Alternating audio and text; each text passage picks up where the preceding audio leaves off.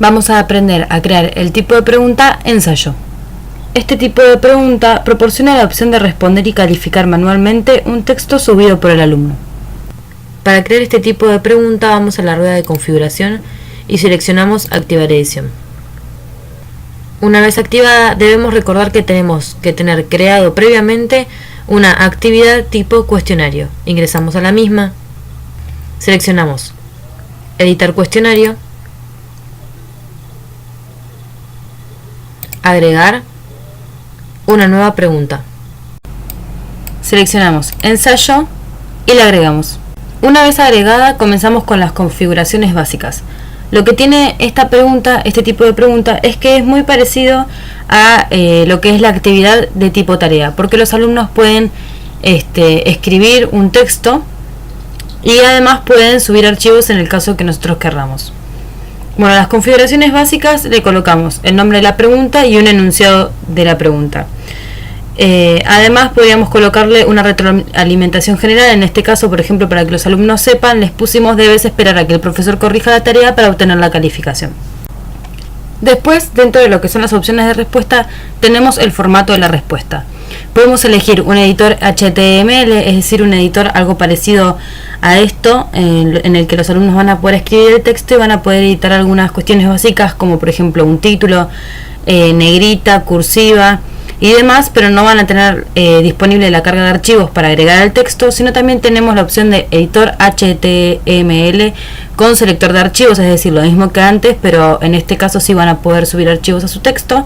Sino también podemos seleccionar texto sin formato, es decir, solamente van a tener la caja en el que van a poder escribir el texto y no importa el formato, y texto sin formato tipografía menospreciada.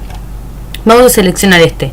Además podrían seleccionar que no tengan que subir en este tipo de actividad un texto, sino que solo suban, por ejemplo, archivos. Entonces lo que vamos a hacer es seleccionar texto sin formato tipografía menospreciada. Después tenemos lo que es requerir texto.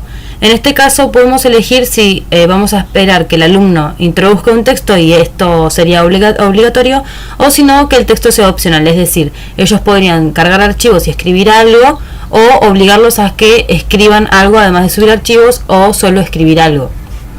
Vamos a elegir requerir al estudiante que introduzca el texto.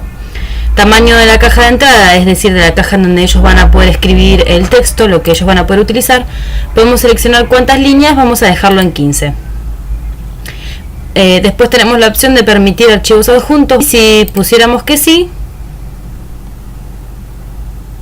por ejemplo 1, tenemos que seleccionar que los archivos adjuntos sean opcionales, que tengan que subir 1, 2 o 3.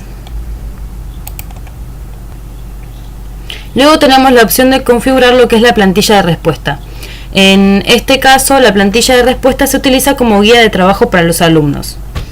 Después tenemos lo que es la información para el evaluador. Nos podemos poner algo que esto no lo verían los alumnos, como para recordar sobre lo que tiene que ver con la tarea, o lo podemos dejar en blanco. Tanto la información para evaluadores como la plantilla de respuesta se pueden dejar en blanco también. Seleccionamos guardar cambios.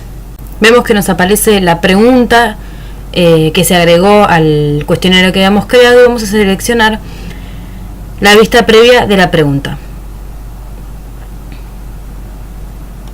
Vemos que nos aparece el enunciado. En este caso era una pequeña descripción de lo que se trata este tipo de pregunta, y la caja en la que los alumnos tendrían que responder a la pregunta. Vemos que, como habíamos seleccionado, es de solo texto con la tipografía menospreciada. Entonces ellos no tienen la opción ni de cargar archivos en su texto, ni de editar lo que es el texto. Si bajamos un poco más, vemos que acá nos aparece una descripción que dice el número máximo de archivos adjuntos es 1.